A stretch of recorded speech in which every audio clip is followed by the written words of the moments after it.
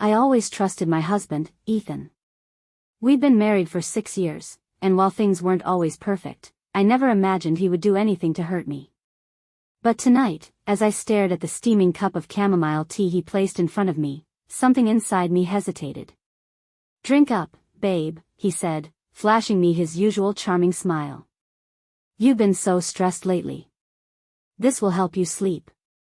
I forced a smile and lifted the cup, but instead of sipping, I inhaled deeply. There was something off. A slight bitterness that shouldn't have been there. My heart pounded as I casually swirled the tea in my cup. I glanced at Ethan. He was watching me, expecting me to drink. I set the cup down. "Actually, I think I'll let it cool for a bit." His smile faltered, just for a second, but then he shrugged. "Suit yourself." As Ethan turned away, I swallowed hard, my mind racing. Maybe I was overreacting. Maybe the tea was just stronger than usual, or maybe the honey hadn't masked the natural bitterness of the chamomile. But then, why was he watching me so intently? I forced myself to act natural. "You know what?" I said, pushing my chair back and standing up. "I need to grab my phone from the living room. I left it charging." Ethan barely glanced at me. "Okay." I walked away, but instead of going to the living room, I lingered just out of sight, peeking around the corner. He hadn't touched his own tea yet. It sat untouched on the table, the steam curling into the air. That's when I knew. A normal evening routine would have meant both of us sipping our tea together while chatting about our day. But tonight, he was waiting. Waiting for me to drink first. A cold chill spread through me, but I kept my step steady as I returned to the table. "Found it," I said, holding up my phone as if I had actually retrieved it. Then I gave him a playful smile. "Actually, I have a better idea. Why don't we switch cups? Just for fun." Ethan stiffened, ever so slightly.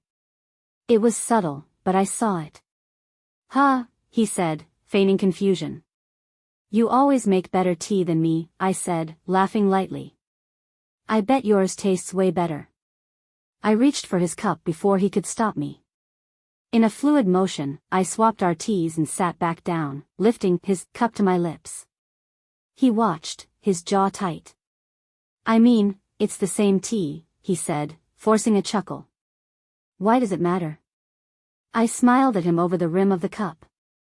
"Just humor me." I took a slow sip. The tea was warm, slightly sweet, and completely normal. I had just handed him the drugged tea. Ethan hesitated, staring at his cup. I saw the calculation behind his eyes, the flicker of uncertainty. "Go on," I encouraged, tilting my head. "Drink."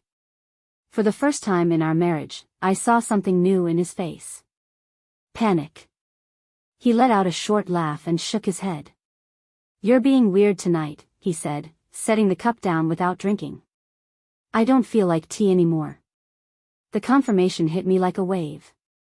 He knew. He knew what was in that cup. My heart pounded in my chest, but I kept my face neutral. "Oh. But you made it for me," I said sweetly, my fingers lightly tapping against the porcelain. "You wanted me to drink it. What changed?" He stood up abruptly, chair scraping against the floor. I'm not in the mood anymore. I think I'll go to bed early." And just like that, he turned and left. I sat there, staring at the cup in front of me. My fingers trembled as I picked it up again, bringing it close to my nose. That bitter scent, faint but unmistakable. My husband had tried to drug me. But why?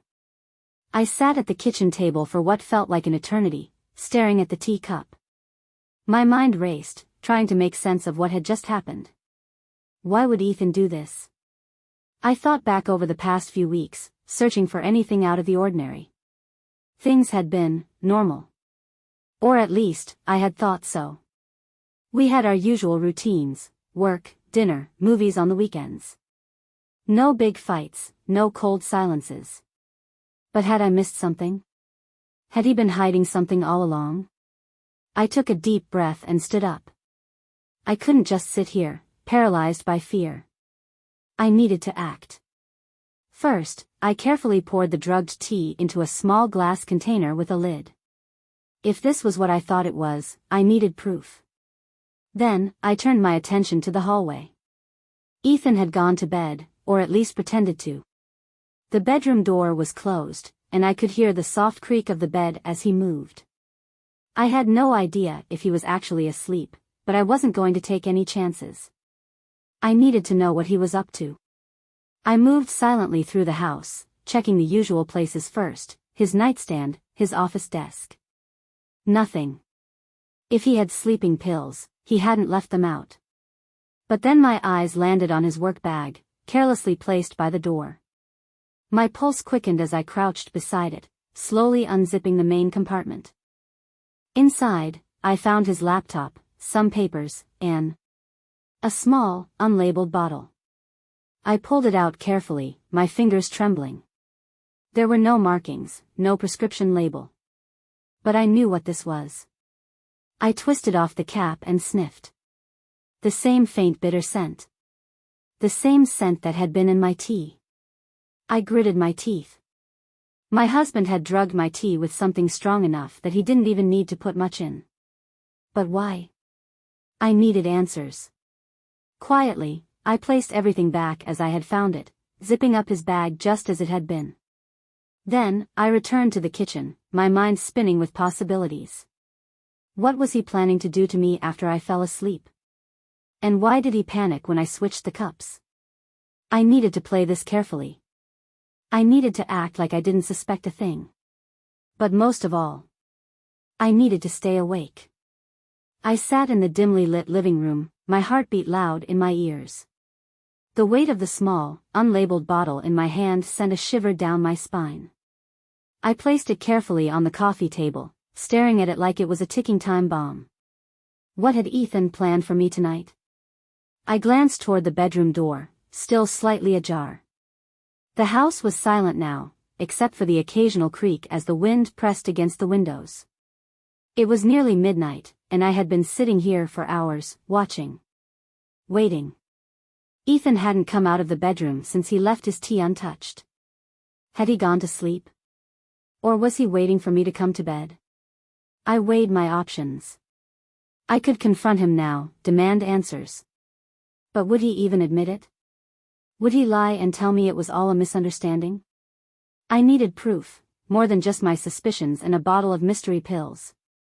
I needed to see what he would do if he thought I had been drugged. Slowly, I stood and walked down the hallway, making sure to step lightly so the floorboards wouldn't creak. The bedroom door was almost closed, but just enough that I could see inside. Ethan was lying in bed, eyes closed, his chest rising and falling in steady breaths. I watched him for a moment, trying to steady my own nerves. Was he really asleep? Or was he pretending? I needed to be careful. I turned and walked back to the living room, making sure my footsteps were just loud enough for him to hear. Then, with a deep breath, I climbed onto the couch and curled up with a blanket, pretending to settle in for the night. And then, I waited. Minutes ticked by. My body begged for sleep, but I forced myself to stay alert, listening to every sound in the house. The heater hummed softly. The wind rattled the window panes. And then, a soft creak. My stomach clenched. I kept my breathing slow and steady, my back facing the hallway as I lay still under the blanket. Another creak. Closer this time. I heard him stop just a few feet away from me. I forced myself not to react, not to move. My fingers curled around the edge of the blanket, ready. He stood there, silent. Watching me. And then, he moved closer. I felt the slightest shift in the air as he leaned over me. I could sense him, hovering just inches away. Would he shake me? Would he check if I was asleep? Then, he reached down. My blood ran cold as I felt the blanket shift slightly, his fingers barely grazing my arm. What was he doing? I fought the overwhelming urge to bolt upright, to grab his wrist and demand answers.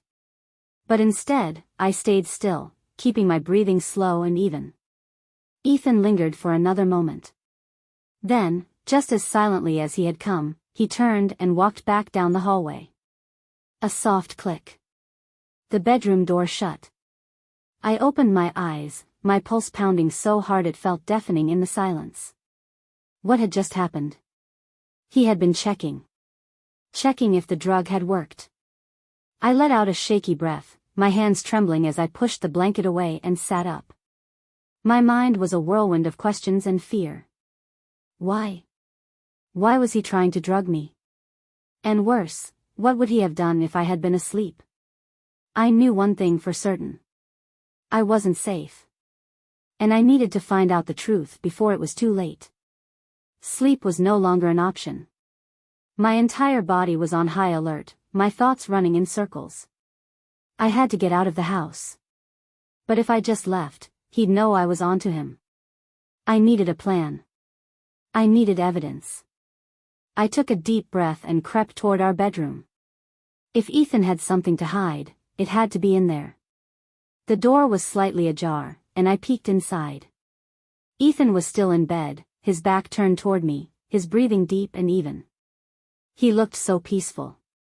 If I hadn't just lived through the last few hours, I would have believed nothing was wrong. That this was just another normal night in our marriage. But it wasn't. My hands shook as I pushed the door open a little more, careful not to make a sound. The bedside table was my first target. I tiptoed over, listening to every breath he took. Slowly, I eased the drawer open, wincing at the quiet scrape of wood against wood. Inside, I found the usual things, his wallet, a book, some loose change. But then, tucked beneath everything else, was something unusual. A key. My heart pounded as I picked it up. It was small, silver, unmarked. Not for the house, not for his car. What did it unlock? I glanced at Ethan, still motionless. If I was going to search more, I had to be fast. I turned to his closet, easing the door open just enough to see inside. Nothing unusual at first glance, his work shirts, his shoes, the usual. But then I noticed something odd. A small black duffel bag on the top shelf. I hesitated. This was it. I felt it. I reached up, my fingertips barely grazing the edge of the bag. I stretched higher, almost there. The bed creaked. I froze. Ethan shifted slightly, but he didn't wake. I swallowed hard and quickly pulled the bag down, my heart hammering against my ribs. I clutched it to my chest as I crept out of the bedroom and back to the living room. Only when I was safely out of sight did I unzip it. And what I saw made my blood turn to ice. Inside were stacks of cash, thousands of dollars, maybe tens of thousands. Passports. A burner phone. And then, at the very bottom, a folded document. With trembling fingers, I unfolded it. My name was on it. It was a life insurance policy. For $500,000. I stared at the paper, my breath coming in short gasps. The date on it, Ethan had updated it just 3 months ago. That's when it all clicked into place. The sun filtered through the blinds, casting soft golden light across the bedroom. I hadn't slept, not really. Every time I closed my eyes, the truth replayed in my mind. Ethan had planned to drug me. Maybe worse. But this morning, I had a plan of my own. I stretched as if nothing was wrong, forcing an easy smile onto my face as Ethan stirred beside me. Morning, I murmured, kissing his cheek lightly. My lips barely brushed his skin, but the act made my stomach churn. He smiled sleepily. Hey. I searched his face for any sign of guilt, of hesitation. But he was as calm as ever, as if last night had never happened. As if he hadn't stood over me in the dark, waiting for me to pass out. I had to play along. I slipped out of bed and headed to the kitchen, my hands steady despite the fury burning inside me. I went through the motions, boiling water, steeping the tea, adding honey, just like every other morning. The routine I had trusted for years. But this time, I made a small adjustment. I reached into my robe pocket and pulled out the small bottle I had found in his bag. Twisting the cap open, I carefully poured the contents into one of the cups. I swirled the tea, watching as the powder dissolved into the amber liquid. Then, I set both cups on the table. "Here you go," I said cheerfully, placing the drugged tea in front of Ethan before taking my seat. He eyed me for a moment, then reached for his cup. "You feeling better today?" he asked casually, bringing it to his lips. "Oh yeah," I said, watching him over the rim of my own tea. "I feel great." And then, I waited. Ethan took a sip of his tea, completely unaware of the switch. My heart pounded in my chest as I watched him swallow. One sip. Another. He didn't notice a thing. I forced myself to stay calm, cradling my own cup in my hands as I took small sips, keeping my expression neutral. The tea was warm on my tongue, but the real warmth spread through me as I realized my plan was working. Ethan set his cup down, sighing. "So, any plans for today?" "Nothing much," I said, keeping my voice light. "Might clean up a bit. Maybe go for a walk later." He nodded, rubbing his temples. "Sounds good." Another sip. I hid my smile. Minutes ticked by, and I could already see it happening, the way his posture slumped slightly, the slow blink of his eyes. He shifted in his chair, rolling his shoulders as if trying to shake off an invisible weight. "You okay?" I asked, tilting my head in feigned concern. "Yeah, just a little tired." He shook his head, but I saw the confusion in his eyes. The way his fingers flexed, then stilled. The way his breathing slowed. He tried to sit up straighter but failed, his body betraying him. I set my cup down, my heart racing with adrenaline.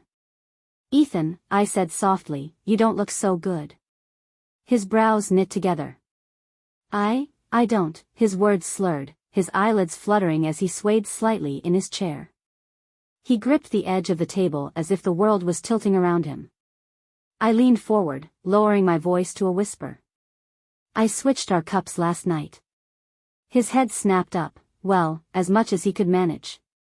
Panic flared in his glassy eyes. "What?" The word barely left his lips before his muscles went limp, his body slumping forward. His head hit the table with a dull thud. Silence. I sat there for a moment, listening to the sound of my own breathing, watching as the man who had planned to drug me now lay helpless before me. I had won. But this wasn't over yet. Ethan slumped forward, his cheek pressing against the cool wood of the table. His breathing was slow and heavy, his fingers twitching slightly. The drug was working fast. I sat back, watching him, my hands folded neatly in my lap. The fear I had felt last night was still there, a dull hum beneath my skin, but now it was overpowered by something else, cold, calculated control. "Ethan," I said softly, leaning forward. "Can you hear me?" His eyelids fluttered, his body sluggish, but he groaned in response. "Good." I reached out, running my fingers gently through his hair.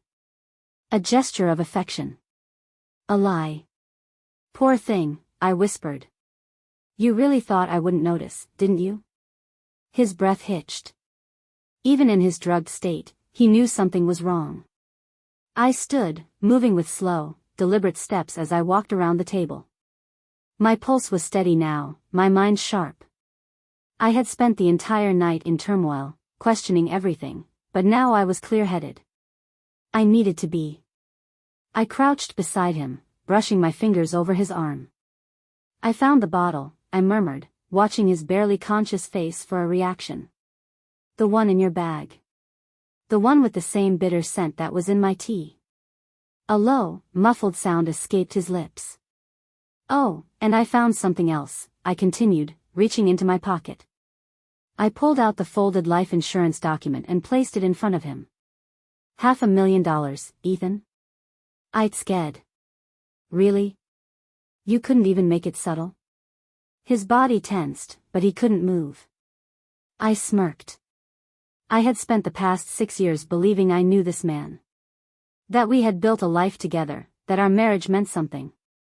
And yet, last night, he had stood over me, waiting for the drugs to take effect. What had he planned next? A staged accident?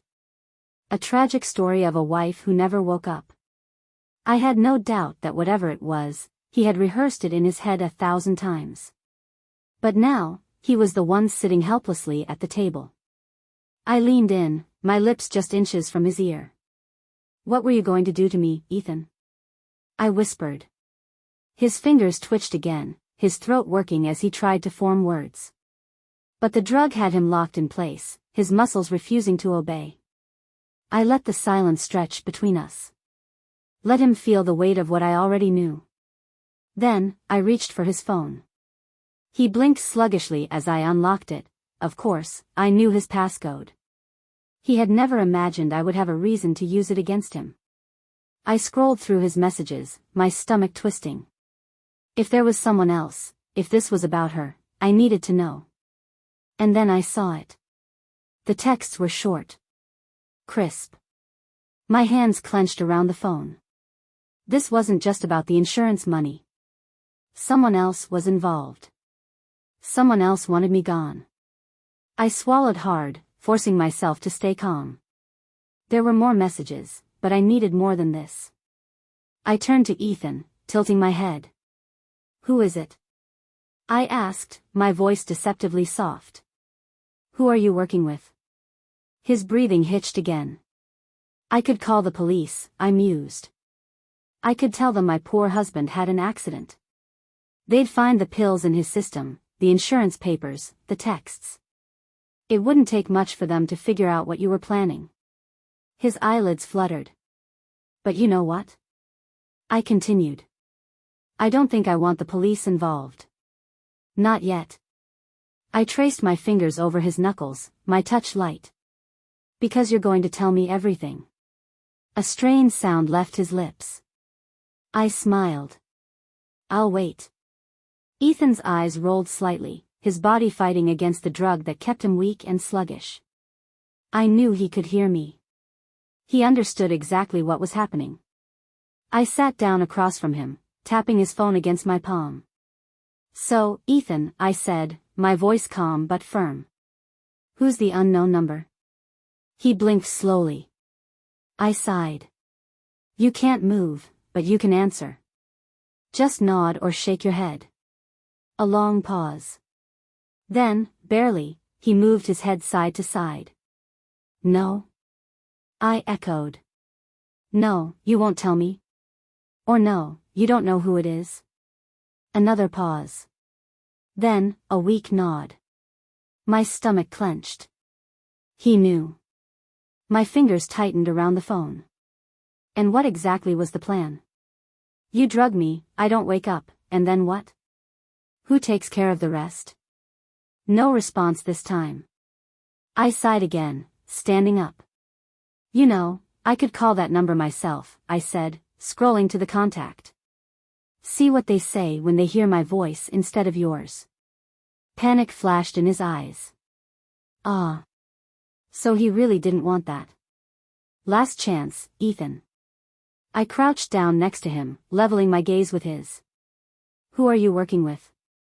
He swallowed hard, struggling to speak. Finally, a hoarse whisper escaped his lips. He coughed, his throat still sluggish. "My brother." I felt my blood turn to ice. "Ryan?" I asked, barely able to get the word out. He managed the smallest nod. I stared at him, the world tilting beneath me. Ryan.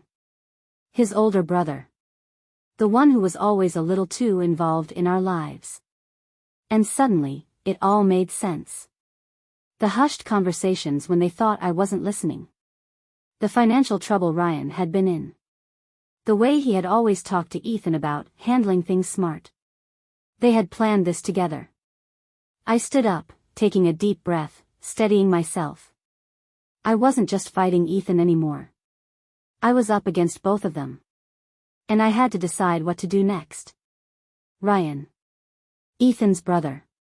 I had always sensed something was off about him, his nosy questions about our finances, the way he treated me like an outsider, the way he never seemed to have his life together. And now, it made sense. He had convinced Ethan to do this. Or maybe, he had forced him. I clenched my fists, my breath steady. I had played along, turned the tables, and now I held all the power. But I needed to end this, on my terms. I grabbed Ethan's phone again and scrolled to the unknown number. My thumb hovered over the call button. He groaned weakly. Don't. Oh. I glanced at him. You're worried? That I might tell Ryan his little plan failed? His fingers twitched, but he was still too weak to move. You tried to kill me, Ethan. My voice was calm, but cold. You and Ryan. What do you think I should do? Call the cops? Let them find this little text exchange? Maybe they'd like to see the life insurance policy too. His breathing turned uneven. Please. I tilted my head, pretending to consider it. Or maybe I should just call Ryan. Tell him I know everything. What do you think he'll do when he realizes the plan failed? Fear flickered in his hazy eyes. Good. I sighed, setting the phone down in front of him. You know what? I won't call the police. Not yet. I leaned closer, whispering in his ear. But if you ever try to contact me again, if I ever see you or Ryan near me, I will hand over every single piece of evidence. His lips parted like he wanted to protest, but he was too weak. I grabbed my purse and walked to the door, pausing to look back at him. Pack your things when you wake up, I said. You're leaving. And with that, I walked out. By the time I reached my car, my hands were shaking. But I didn't cry. I had one. Ethan had planned to make me disappear. Instead, I had made him disappear. Checkmate. The end.